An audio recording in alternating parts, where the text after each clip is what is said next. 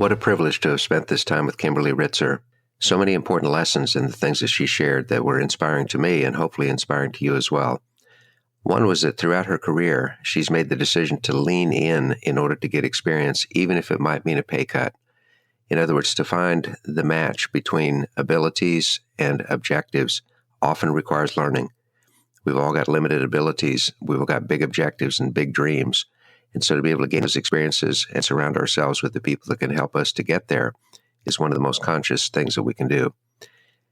Kimberly's own case, she said that she was torn because she very much wanted to be a stay-at-home mom, didn't feel she was good at it.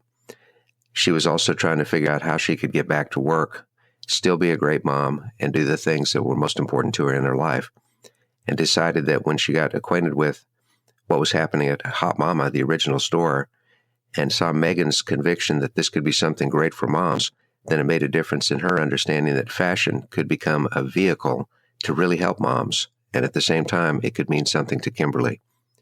Throughout the growth of the business, what was really impressive to me was seeing how they could go from one store to 85 stores and more. And the whole focus was on their vision, that they always knew they wanted to be in every neighborhood where moms live, and that's why they were going to grow and expand and put more stores in place. She's talked about there's both an art and a science of scaling a business. The art, which also has a bit of science to it, is actually understanding what the behaviors are that lead to success. And once somebody understands what those behaviors are, then they can teach them to someone else. It reminded me of the basic process of the 4 stages of learning, where anytime we go into something new, we start off by being in the state of blissful ignorance, where we are an unconscious incompetent. We don't even know what we don't know. Then at some point we get exposed to reality and we become a conscious incompetent. Oh my goodness. Now I'm dumb and I'm very aware that I'm dumb. It can be a really frightening stage. But as we begin to learn something new, then we move to the stage of conscious competency, much like learning how to drive a car with a stick shift, where we've got to move through every single stage carefully, and it is nerve-wracking and requires intense concentration. But with enough practice and repetition, we then get to the point where we are unconscious competence. Things just happen. We can't even really explain them. One of the brilliance of what's happened at Hot Mama and then ultimately with Evereve is how incredibly conscious they became about noting those behaviors. And when they would note the behaviors, write down the behaviors, and see that that led to success, then that becomes something that can be passed on to others. So hats off both to Megan, the founder, and then also to Kimberly as co-founder and really growth engine that helped to drive the expansion of all of these stores. They worked on having many goals around their behaviors, and to do that meant that people could then focus on that one little item that would then help them on the journey toward greater success. A mini goal could be something as simple as learning how to say, "Hi, thanks for coming in," and to feel like a hostess in someone's home, and then to ask really good questions that could help deepen those relationships. So it was fantastic to be able to hear that there is a science behind the growth. They had a business plan. They knew they wanted to have 10 additional stores by 2010. And then, of course, the incredibly rapid growth with 17 stores added in just 2017 alone. There is a science to it, according to the business plan, but then the art, which is to take those conscious, competent behaviors and be able to pass them on to others, which is so great. In her opinion, Kimberly says that behaviors always follow values, that when we have the right values, then our behaviors are going to be driven by those values. And in their case, they look beyond simply clothing because they say that's really not what it's about. The right clothing brings confidence. The basic principles that they operate Evereve: humility, empathy, authenticity, relationships, and tenacity that spell heart. You can feel that. I could feel that in Kimberly's voice and the things that she had to share. Obviously, there were mistakes that have been made, and part of the ability to deal with those mistakes is being honest and authentic all the way up and down the line. Inviting trust from the team by being vulnerable is a sign of strength. That's a quotation I wrote down. Being vulnerable is a sign of strength, and that lets people know we don't believe that we're Superman or Superwoman. We do make mistakes. We've got to move forward. And let's own what we've done wrong and move forward with it. Kimberly stated that she feels she's never done growing, and that that's such an important thing to do. Kimberly has been incredibly successful from a financial standpoint and is long beyond the point where she needs to work. And yet what she always said is that her goal is to be a better version of myself today than I was yesterday.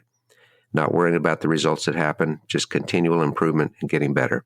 She feels like the greatest way that she can practice her own faith and to thank God is to use the gifts that God has given her.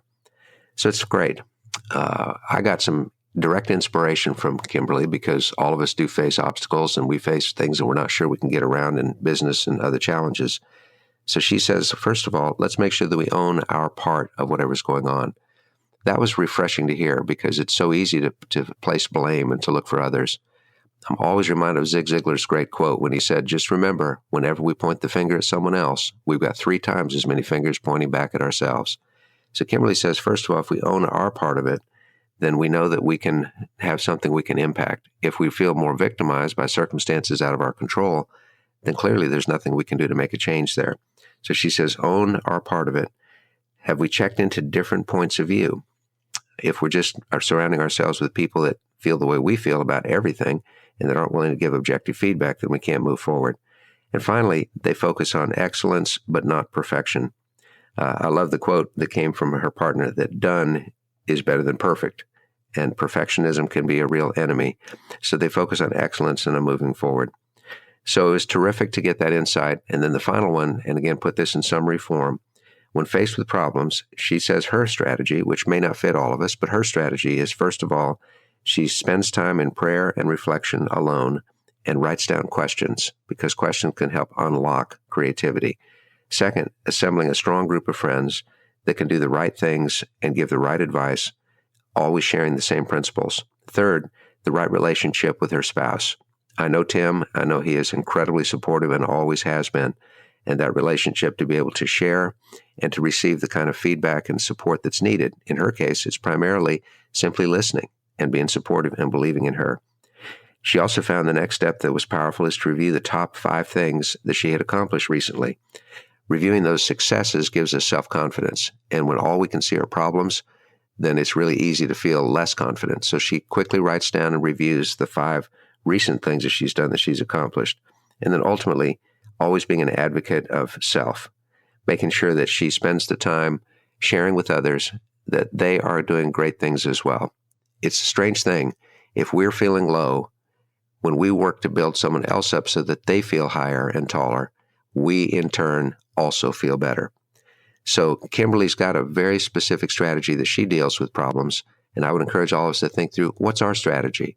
And part of the whole purpose of the Action Catalyst is to give insight and inspiration, even when it doesn't mean exact direction. And so let's hope that that inspiration can move us forward in developing our own systems. So it's been great to be with all of you. I hope you enjoyed Kimberly as much as I did, and we look forward to some phenomenal times in the future. So go forward, overcome mediocrity, keep in motion, because even slow-mo is better than no-mo, and we look forward to the next visit with you on the Action Catalyst. Dan Moore, thank you.